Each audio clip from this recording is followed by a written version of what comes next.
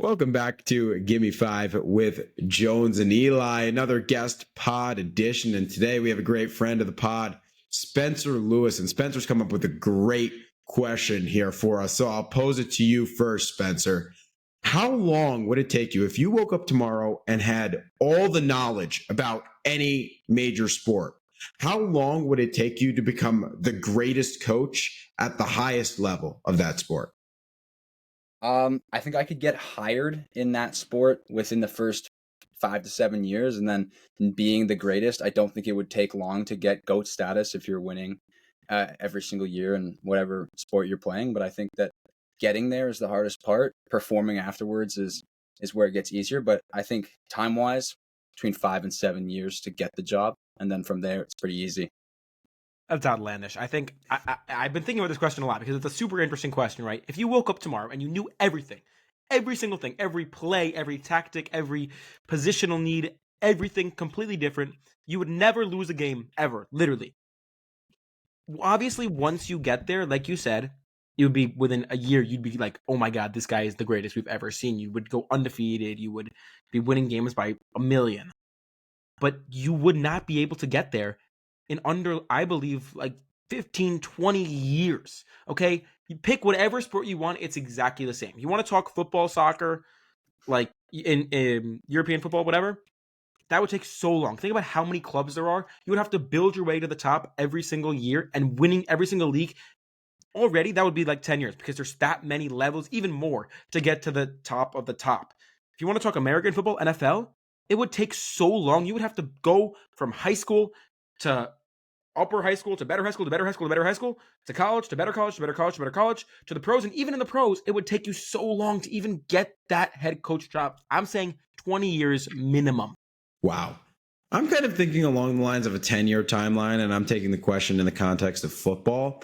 I think what I would do just tomorrow is I would go to my school. I go to a Division I school. I could get a meeting with the coaches under maybe the guys that I'm going to write an article or something. Get a meeting with the coaches and then draw up some crazy plays, Goodwill Hunting style, and just show them that my mind is different. Then I get brought on as a student assistant, right? And then for the rest of the season, and I draw him up a few plays, and he's like, wow, this is crazy. We're going to keep him on. I obviously show myself during the summer, really show myself during my senior year, probably get hired to the staff right after that. And then you start moving up through the ranks. And then suddenly I'm close to the top of a college D1 system, probably jump around a few D1 schools, then get hired by the NFL.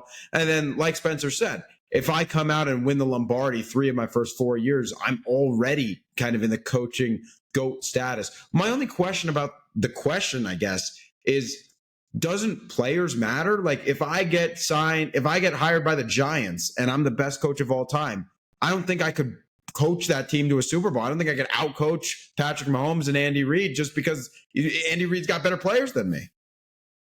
I think that the players certainly matter, but I don't think they matter nearly as much as they would for any other coach. Take in, you are more knowledgeable than anyone ever. And it's not just about the knowledge of the game. You can motivate a team, you can train a team. You have every aspect of a good coach. If you guys have played any sort of organized sports growing up, like you've probably had good and bad coaches. Take every aspect of a good coach you've ever had, and then on top of that, you are so ridiculously knowledgeable. If I follow your route of taking American football as an example, I'm going to take a more unorthodox approach at gaining recognition. I don't go to a D1 school. I don't have those connections. Instead, I'm going to go to something that's recognized by millions of people, fantasy football. If I can analyze the game better than anybody else, I should be able to flawlessly win a fantasy football season to probably maybe the most points anyone's ever had. There's got to be some sort of recognition I could gain through that. If it was like European soccer, I know there's plenty of fantasy apps there that have millions and millions of people, and the prizes are huge. The prizes are like, oh, you can go meet, you win fantasy Premier League, you go to a Liverpool game and you can sit in the box section and maybe there you make those connections and you can set world records in your fantasy points. Because I don't have those first connections that you might have, but I think, yeah, you can go the high school route, the college route, but you don't just have the knowledge, you have every aspect of what an amazing coach is. I just think that there are so many possible routes you can take to accelerate the process, but I think that I'm still a believer in, 5, 4 to 7 8 max to get the job. And you're right. You win 3 out of 4 times your first 4 years, like you're already in that GOAT conversation. You just have to get there. But you I also think got to realize Spencer, how long 7 is. 7 is a long time. but it's not really. And I think you're spot on in that there's a lot of ways to showcase your coaching, and that you'd be a great motivator. You'd be a great trainer. I think that's really we're not talking about that enough. Players who came and played for you would become that much better under your watch. My thing is, you would not be able to demonstrate that. If you look at Jones' scenario of walking into this room at Vanderbilt, D1 style, you're saying, oh, he has connections. Yeah, whatever, Jones, so connected. But you're going into this D1 locker room, and what are you going to draw on this board that's going to wow everybody? You're not going to be able to translate those motivational skills and those positional skills and those training skills. That's not going to translate onto you drawing up a diagram on a whiteboard. And Spencer, you're saying you're going to start playing fantasy football, fantasy sports. You know how many people play that every single year? Do you think that the Chiefs front office is looking at the fantasy football leaderboards and saying, wow, this guy at the top is going to be a really good NFL head coach? No, they're going to say this guy at the top is a loser who probably needs to go outside a little bit more. That's what they're going to say to you. You're going to get front box seats at Liverpool. Who gives a fuck? You're going to watch one game. Nobody's going to listen to you there because you won FPL. You would have to go. The most logical way you could do it is you would have to go to your high school or your middle school or somebody, right? Go to your high school, go to the football team, soccer team, whatever.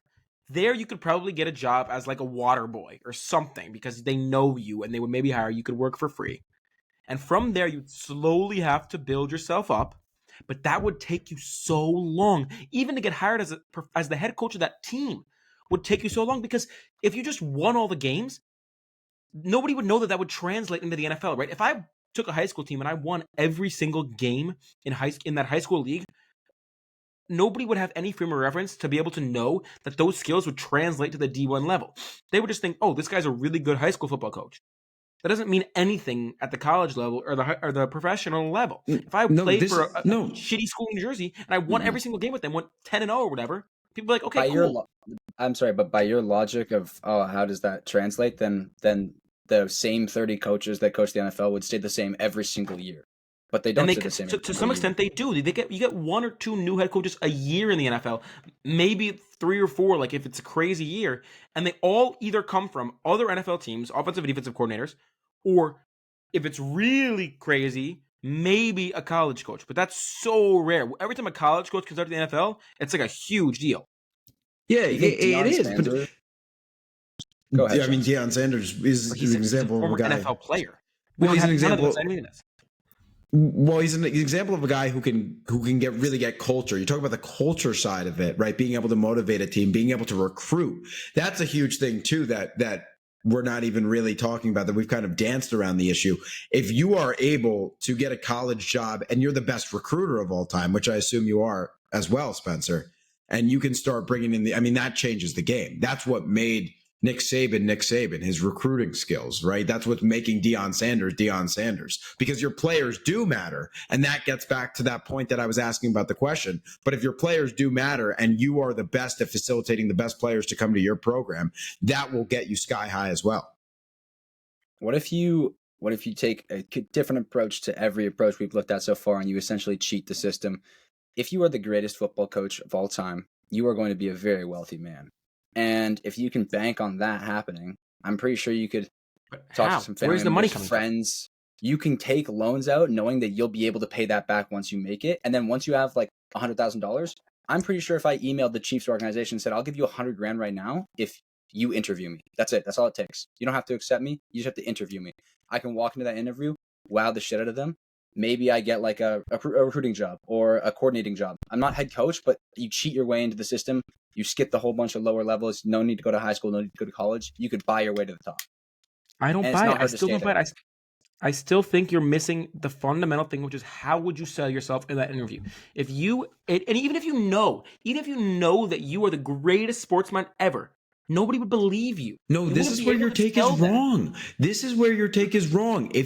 Elias, if you had all the physics knowledge in the world and you were put in a room with Einstein, Einstein would be able to identify. No, you're so wrong. Football is so much.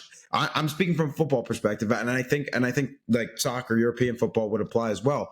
It's so much in the X's and O's and in the tactics and in how you draw things up. There are types of plays and coverages and reads that I could be talking about in there that they would know that I have that level of knowledge. People who have been around the game forever, they would understand.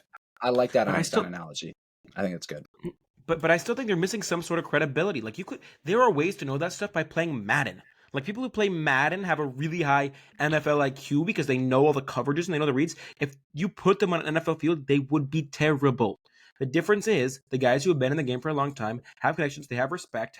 There's no way you would be able to demonstrate that you would get any respect from the players. They just think, oh, here's this kid from Vanderbilt or whatever who's trying to If you're the best motivator of all time, you wouldn't be able to demonstrate that, is my point. I think you would. This has been Gimme Five with Jones and Eli. Thanks to Spencer Lewis for coming on. This has been really fun. Guys, thanks so much for talking. Thank you. It was a pleasure, Jones. Talk to you soon.